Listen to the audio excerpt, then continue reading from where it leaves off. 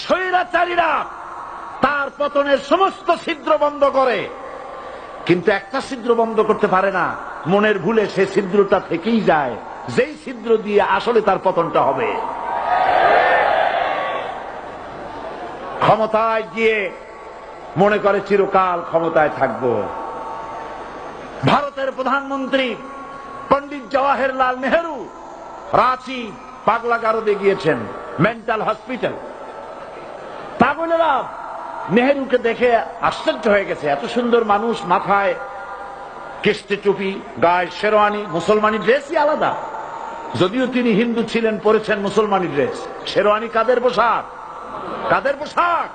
সাথে ছড়ি নিয়ে হাঁটা, স্টাইল করে, সুন্দর পাজামা, সুন্দর টুপি, সুন্দর সাজসজ্জা করে, মুসলমানদের ড্রেস। এই ড্রেস পরে তিনি গিয়েছেন, সবসময় যে ড্রেস তিনি পরতেন। পাগলেরা জিজ্ঞেস করছে, তুমি কে গো?